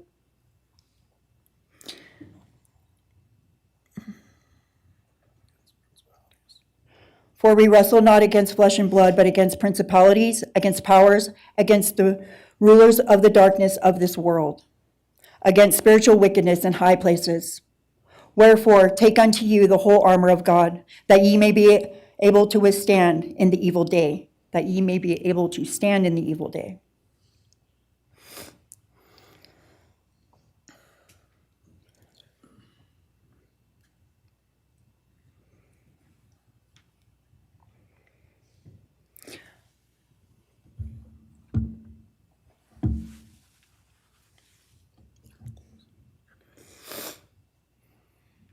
I'm not going to share memories of Xana or any more of the goodness of her with you, because I do not want that to be in your head.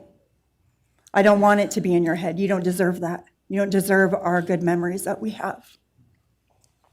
I do pray for you. I pray that you come to the end of yourself. I pray that before this life is over, that you ask our Lord and Savior in your heart and to forgive you. I do pray for that.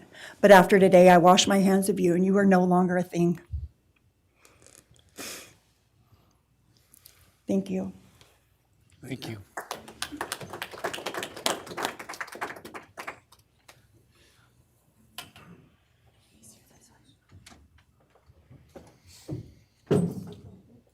I don't believe the state has any other victim impact statements. Okay.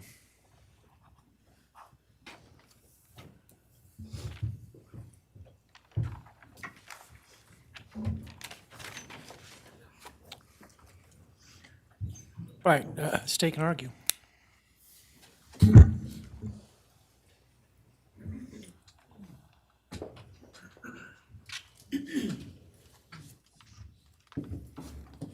Thank you, Your Honor.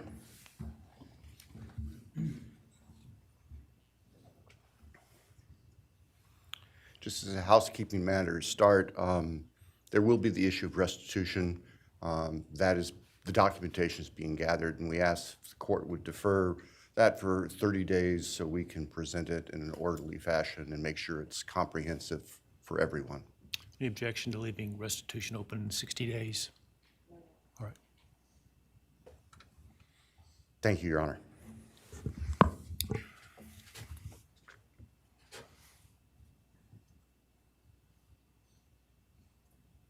I think it's necessary and appropriate to share for everyone here, including the court, the background that brings us in front of Your Honor today for these proceedings.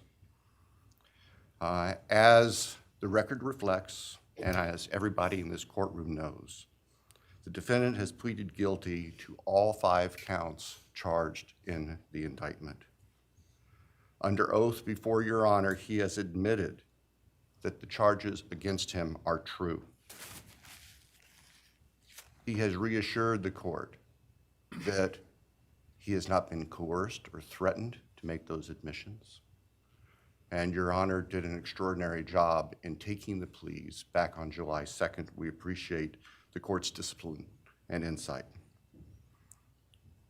The defendant has also waived appeal on the multitude of rulings from this court and Your Honor's predecessor in Latah County on dozens, literally dozens of motions seeking to dismiss the case, seeking to control or limit evidence, seeking to offer evidence that would not be appropriate. And we appreciate the court's consistent rulings based on the law, based on the facts. As Your Honor will recall, on June 18th, it's just really not that long ago, we appeared before this court for arguments on what became the defendant's final motions to this court. Motion where they wanted to offer evidence suggesting that other people were responsible for the defendant's actions, and the motion seeking essentially an indefinite continuance of the trial. It was readily apparent to all of us in the courtroom from Your Honor's comments that those motions were not going to be granted. So we returned to Moscow and continued with what we had been working on for months in preparation for trial. We had no qualms about going to trial if trial was what was necessary and appropriate. The following week after we were in court, we were approached by the defense with an inquiry about a possible plea. And I can tell the court this is the first suggestion ever that there was any consideration, because indeed, the defense had maintained from the beginning that Mr. Kohberger, the defendant, was factually innocent. It's clear that the reality of the evidence and the case that had been investigated and prepared and that we were ready to present in court became a reality. Our reaction, among other things, was to reach out to all the families. And in fact, later that week, on Thursday and Friday of that last week of June, we met with representatives by teams, virtual meetings, with representatives of all the families.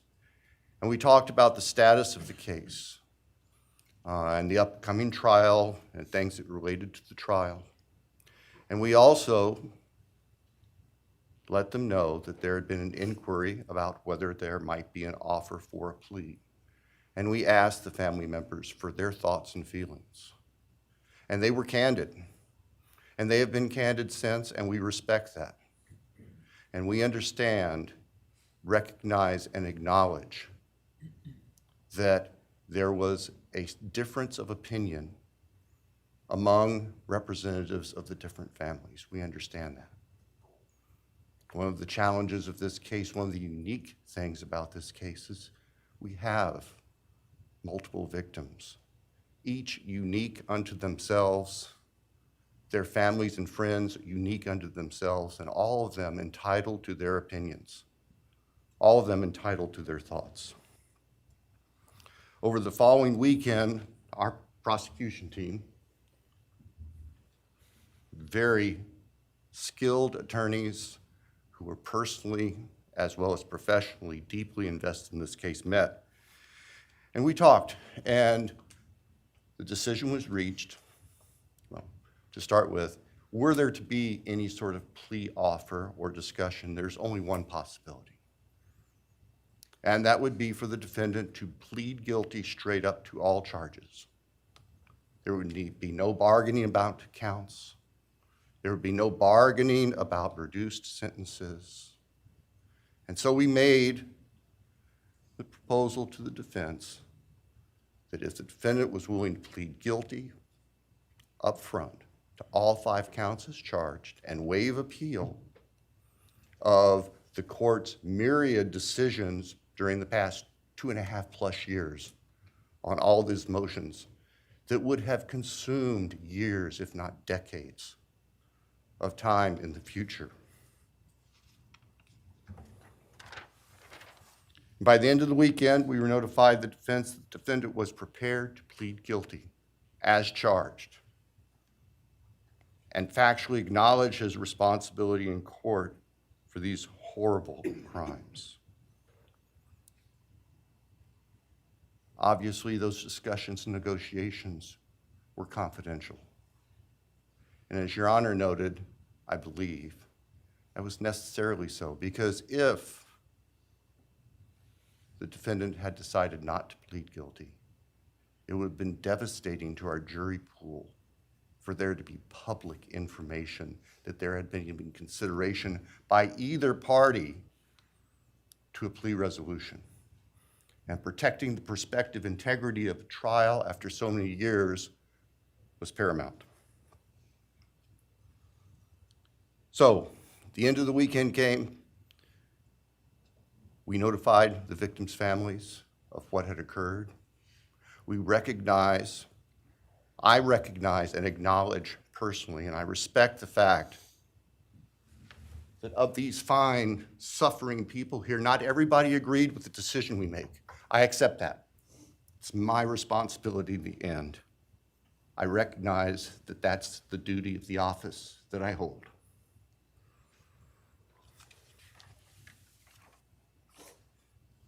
So now, it is time for the judicial system to impose final judgment and close the door on this chapter of these tragedies. As the court is aware, by the agreement of the parties, it is the state's prayer. Perhaps have the Elmo police turned on.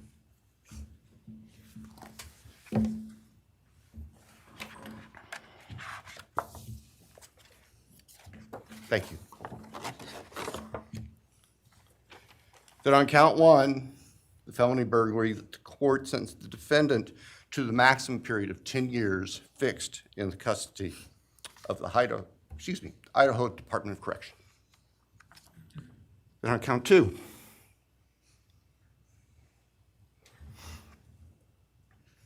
that the court sentenced the defendant to fixed life for the murder of Madison Mogen.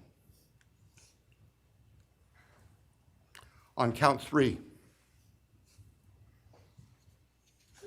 that the court sentenced the defendant to fixed life for the murder of Kaylee Goncalves. On count four, that the court sentenced the defendant to fixed life for the murder of Xana Kernodle.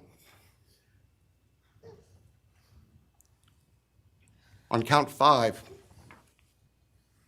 that the court sentenced the defendant to fixed life for the murder of Ethan Chapin. And the state further prays that these sentences be ordered to run consecutively, back to back, not at the same time, to recognize and respect the unique individuality of each of these beautiful young people whose lives were taken brutally and for no reason.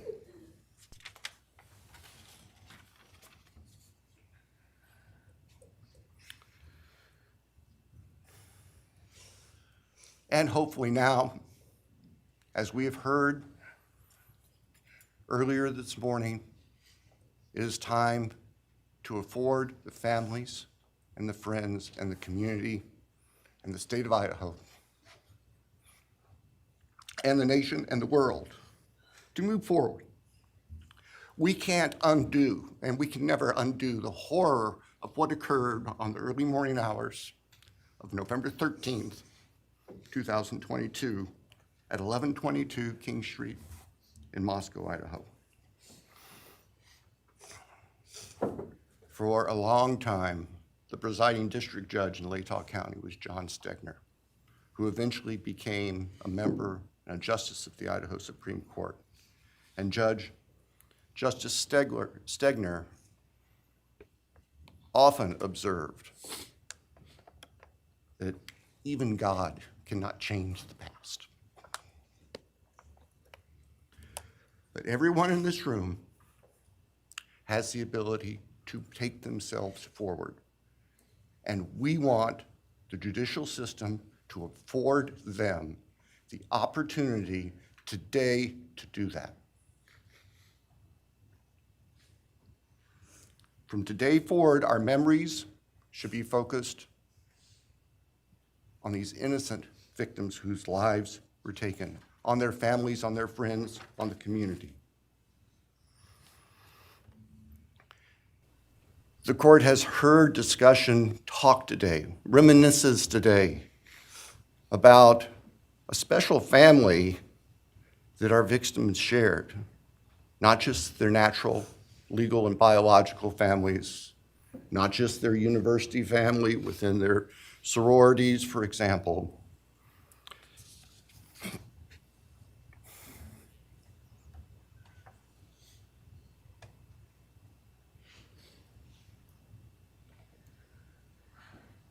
But this family. This is the picture taken on November 12th, 2022, of the special family of 1122 King Road. And you can see all 6 of these dynamic, vibrant, loving, special, innocent faces taken together just across the street from their residence, and barely 12 hours before 4 of them would be brutally murdered in their sleep. They've been described consistently as being bright, caring, vivacious, with futures we can only imagine now. But they were, and they remain, a special family that I think we should all recognize and appreciate. So it's time to move forward. There have been a number of statements directed specifically at the defendant today. I have one last thought. After Your Honor imposes judgment and sentences the defendant to spend the rest of his life in prison, in other words, sentence the defendant to die in prison, he's going to stand up in the belly chains and leg irons that he's wearing today, and he's going to be escorted into the custody of the Idaho Department of Correction. And the door will close behind him forever. That is the closure that we seek, that all of these people, these loving friends and family deserve, so that we can move forward. Thank you, Your Honor. Thank you.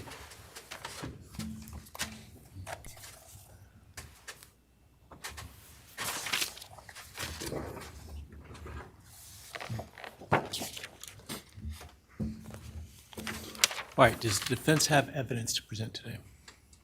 No evidence. All right. Does defense wish to make argument today? Runner, we do not wish to make arguments. Mr. Kohberger, along with his legal team, is prepared for the court to enter judgment.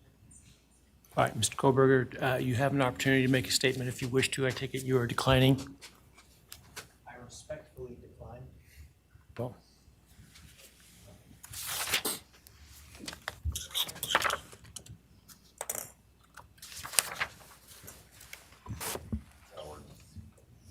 Please. All right, let me start this morning by acknowledging and thanking those that have come here today in support of their loved ones, and I appreciate your courage and your strength. And I hope that you are able to move on as best as possible. Thank counsel for the professionalism that they've exhibited throughout this case. It has been my great honor to preside in this case and to help bring, to the extent possible, some resolution and hopefully justice to this case.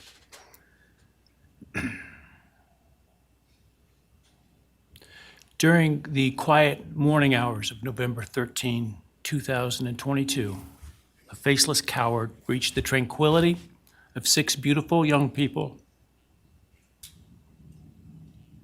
and senselessly slaughtered them, 4 of them.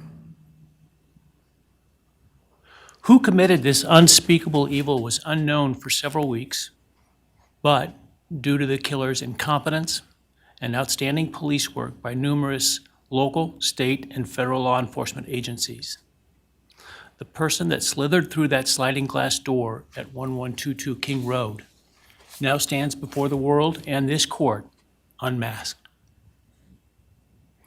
This unfathomable and senseless act of evil has caused immeasurable pain and loss.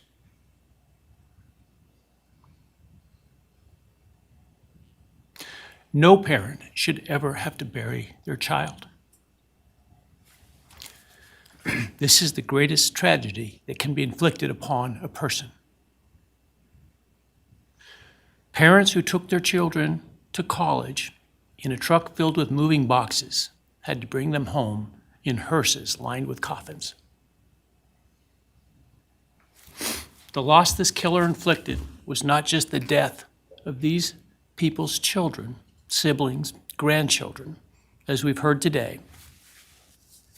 It has ripped a hole in their soul, destroying a special part of their very essence.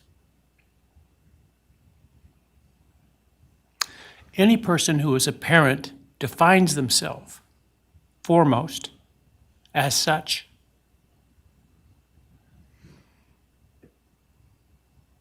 It is their existence and purpose of being. And it has been stolen from these parents.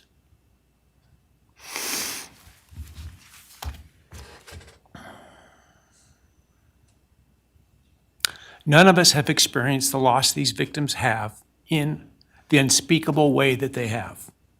And therefore, none of us can, nor should we, question the way in which they have handled their loss. Whether that be in private mourning, removed as far as possible from this media circus, or in front of a camera demanding retribution with the loudest megaphone.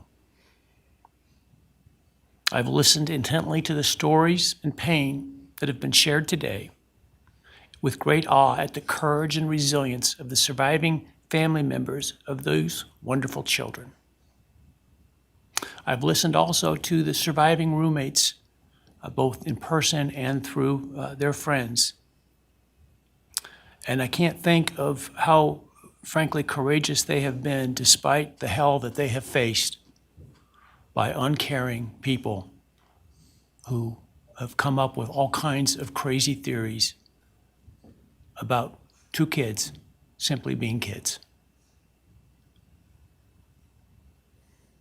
The parents, siblings, and other family members who have spoken today are designated as victims in our legal system. But going forward, I hope that they can shed that label, as it gives too much power to the evil that condemned them to that role. They are and should be known as survivors, fighters, and foremost as witnesses to the tremendous lives of value and unbounded promise of these 4 young people. But those speaking today and those who did not speak, but who carry the same burden, this same loss, now carry forward the memories of these now perpetually young people, these forever children. These survivors carry the responsibility of ensuring that the voices of these children, Maddie, Kaylee, Xana, and Ethan, are never forgotten, and the positive impacts that they have had on so many lives are never minimized, and that the love they shared, the light that they shined onto others is forever celebrated. As we sit here today, this case is ending, and we are now certain who committed these unspeakable acts of evil, but we don't know, and what we may never know is why. I share the desire expressed by others to understand the why. But upon reflection, it seems to me, and this is just my own opinion, that by continuing to focus on why, we continue to give Mr. Kohberger relevance. We give him agency and we give him power. The need to know what is inherently not understandable makes us dependent upon the defendant to provide us with a reason, and that gives him the spotlight, the attention, and the power he appears to crave. Yet even if I could force him to speak, which legally I cannot, how could anyone ever be assured that what he speaks is the truth? Do we really believe, after all of this, he's capable of speaking the truth or of giving up something of himself to help the very people whose lives he destroyed? Rather, I suspect the so-called reason would be dished out in enticing, self-serving, and aggrandizing, untruthful bits, leaving people wanting more information, more insight, and thus enhancing even further the power he seeks to hold. Even if we could get truthful insight into his why, I suspect it would not in any way quench one's thirst for actually understanding why in the first instance. Because there is no reason for these crimes that could approach anything resembling rationality. No conceivable reason could make any sense. And in the end, the more we struggle to seek explanation for the unexplainable, the more we try to extract a reason, the more power and control we give to him. In my view, the time has now come to end Mr. Kohberger's 15 minutes of fame. It's time that he be consigned to the ignominy and isolation of perpetual incarceration. I know there has been concern about him collaborating on books or movies or other media projects, and I truly hope that someone does not stoop to affording him this spotlight that he desires in the name of clicks, royalties, or profits. While criminal behavioralists should study him away from the spotlight in an attempt to prevent other would-be killers from acting on their worst impulses, there should be no need for that to spill over into the public eye. The great Idaho jurist Edward Lodge was known for trying to find something positive about every person he ever sentenced. And with over a half a century as a trial judge, that was a lot of people. This was often challenging, and I recall in one case he said that the best he could come up with was the defendant had good penmanship. Truth be told, I'm unable to come up with anything redeeming about Mr. Kohberger because his grotesque acts of evil have buried and hidden anything that might have been good or intrinsically human about him. His actions have made him the worst of the worst. Even in pleading guilty, he is giving nothing hinting of remorse or redemption, nothing suggesting even a recognition or understanding, let alone regret for the pain that he has caused. And therefore, I will not attempt to speak about him further, other than to simply sentence him so that he is forever removed from civilized society. And accordingly, based upon his conduct and based upon the record before this court, recognizing the standards that govern this court's sentencing decisions as set forth in State v. Toohill, I hereby sentence Mr. Kohberger as follows. On count 1, burglary, 10 years fixed, 0 years indeterminate. I also impose a fine of $50,000. Count 2, first-degree murder of Madison Mogen. I sentence the defendant to a fixed term of life imprisonment without the possibility of parole, a fine of $50,000, and a civil penalty of $5,000 payable to the family of the victim. On count 3, for first-degree murder of Kaylee Goncalves, I sentence the defendant to a fixed term of life imprisonment without the possibility of parole, a fine of $50,000, and a civil penalty of $5,000 payable to the victim of the family, or to the family of the victim, pardon me. On count 4, for the first-degree murder of Xana Kernodle, I sentence the defendant to a fixed term of life imprisonment without the possibility of parole, a fine of $50,000, and a civil penalty of $5,000 payable to the family of the victim. On count 5, for the first-degree murder of Ethan Chapin, I sentence the defendant to a fixed term of life imprisonment without the possibility of parole, a fine of $50,000, and a civil penalty of $5,000 payable to the family of the victim. The sentences on counts 1, 2, 3, 4, and 5 shall run consecutively to one another. Restitution will be left open for 60 days. Defendant will be required to submit a DNA sample and a right thumbprint impression to the Department of Corrections and comply with the DNA Database Act. I remand the defendant to the custody of the Idaho State Board of Corrections for to be imprisoned in an appropriate facility in execution of the sentence where he will remain until he dies. Though you have waived your right to appeal, you do have a right to file a notice of appeal, and any such appeal must be filed within 42 days of the date of the written judgment, which will be entered shortly hereafter.